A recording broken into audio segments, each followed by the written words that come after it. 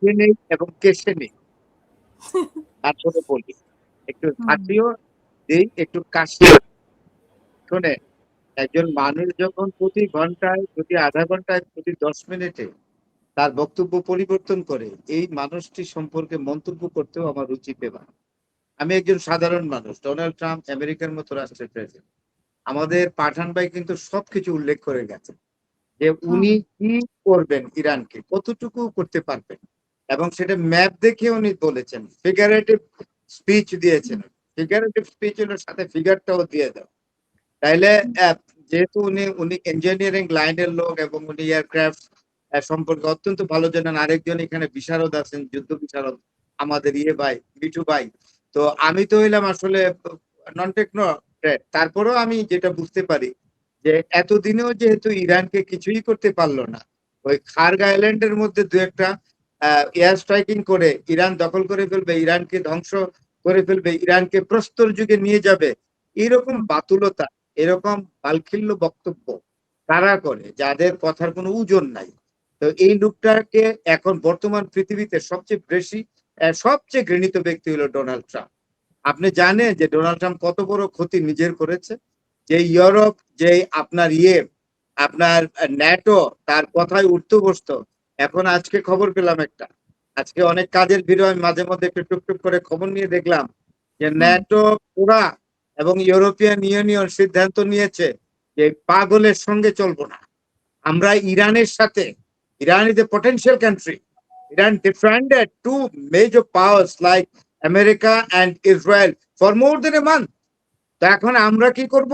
এরা যে ন্যাটো এবং ইউরোপিয়ান ইউনিয়ন বলছে আমরা ইরানের সাথে নতুন করে চুক্তি করব, নতুন করে আমরা কূটনৈতিক সম্পর্ক স্থাপন করব।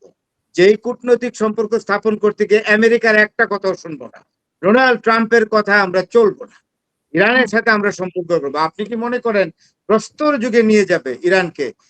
ইরানের পরিধিও জানে না, ল্যান্ডের যে ইরানের যে আপনার খুব স্ট্র্যাটেজিক টেরাইন ল্যান্ড আছে, এটা সম্পর্কেও জানে না। তাইলে প্রস্তর যুগে নিয়ে যাবে বললেই হইল? প্রস্তর যুগে কিভাবে নিয়ে যাবে? এখন তো তারা, ইরান আরেকটা ঘোষণা দিছে, ইউরোপিয়ান ইউনিয়ন এবং আপনার ইয়া যখন বলছে আপনার এই ন্যাটোভুক্ত দেশগুলো যে আপনাদের সঙ্গে, ইরানকে বলছে আপনাদের সঙ্গে আমরা নতুন ধরনের রাষ্ট্রীয় সম্পর্কে, আন্তরাষ্ট্রীয় সম্পর্কে প্রবেশ করছি, তখন ইরান বলছে আলহামদুলিল্লাহ, আমাদের এখন কাজ হবে আমরা হরমুজকে এমন ব্যবস্থাপনা করব যাতে আপনারা নেটোভুক্ত যে সদস্যরা আছেন এবং ইউরোপিয়ান ইউনিয়ন যাতে চমৎকার করে যাতে আপনারা ব্যবহার করতে পারেন হরমুজকে, আপনাদের জন্য কোনো জ্বালানি সংকট, হ্যাঁ, বা ফুয়েল ক্রাইসিস যাতে, ফিউয়েল ক্রাইসিস যাতে আপনাদের না হয়। ফাইন।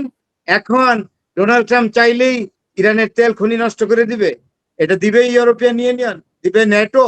এদের এখন স্বার্থ আছে তেলে। সুতরাং অতি বাড়াবাড়ি করলে কোন দিন যেন ন্যাটো এবং ইউরোপিয়ান ইউনিয়ন ট্রাম্পের বিরুদ্ধে শুধু মৌখিক ভাবে না, এখন তো মৌখিক বিরোধিতা করছে, অস্ত্রের ভাষায় কথা বলতে পারে। পৃথিবী পরিবর্তন হয়ে যাচ্ছে।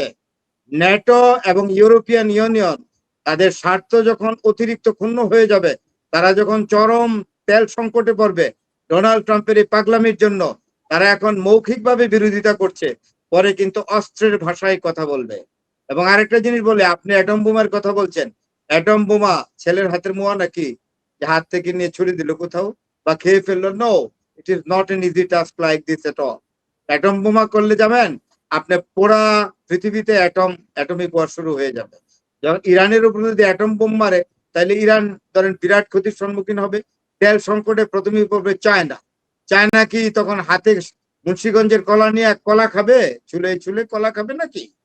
হ্যাঁ? হুম, তখন যে হিটটা করবে, আমি একদম সরাসরি বলি, অত শুদ্ধ কথা বলার আমার দরকার নাই, মানুষ বুঝলেই হইলো আমি কি বলতেছি। আমার কথা হুম, হলো যে আমার সম্মানিত শ্রোতা বৃন্দ যদি শোনে, ভিউয়ার্সরা, তাইলে আমি হ্যাপি। আমার কথা হলো চায়না তখন তাইওয়ানকে দখল করে নিব এক খেলা, হুম, একেবারে। এরপরে চায়না তার স্বমূর্তিতে আবির্ভূত হবে। চায়না ডাইরেক্ট থ্রেট করবে, আমার কাছে এমন মিসাইল আছে, ইরানের উপরে যদি কোন আণবিক বোমা নিক্ষেপ করে আমাদের তেলের ইন্টারেস্টের ক্ষতি করেন, তাইলে আপনার ক্যালিফোর্নিয়াতে অ্যাটাক করবে। সোজা কথা।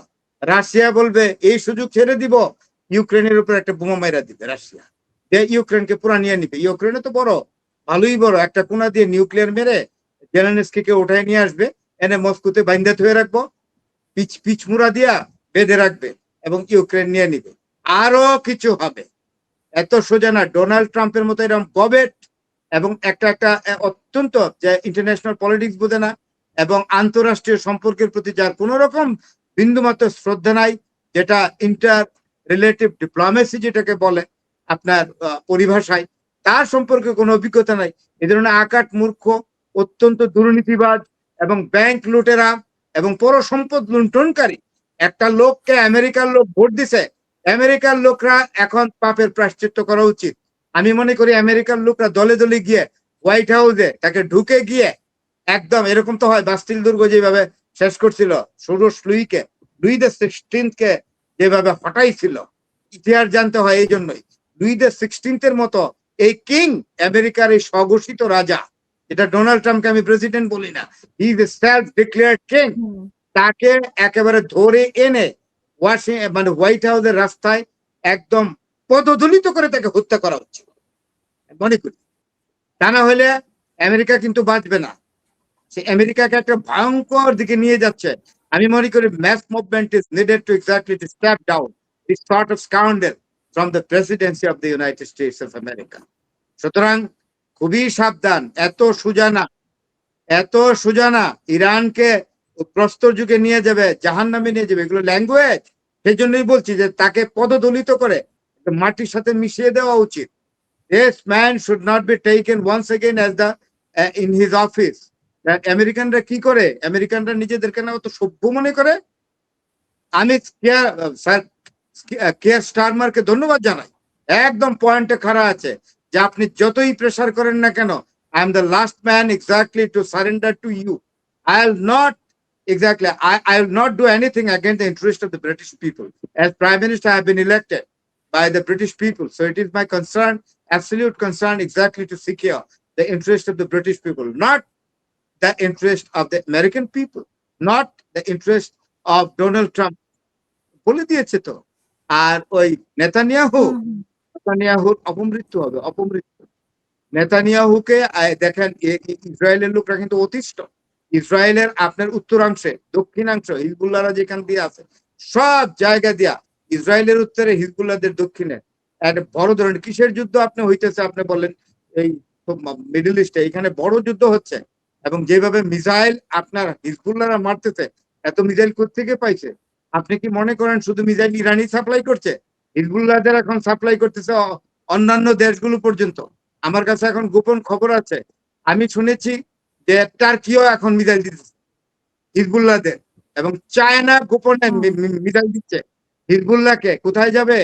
এই যে ডোনাল্ড ট্রাম্প আর ইয়েসরি কি নেতানিয়াহু বাঁচাদন, ও কিছু খেলছে 30 থেকে 35 বছর যাবত, সে আপনার একদম মানে ইয়েকে, মানে ইসরায়েলকে নিয়ে খেলামেলা করছে এবং আরব রাষ্ট্রগুলোর উপরে যখন তখন সে হুমকি দুমকি দিতে, এবং যে ইরানের কতগুলো লোক মারছে। আপনি বলেন এই যে Qasem Soleimani, he was a very experience general এবং খুব ভালো মানুষ ছিলেন।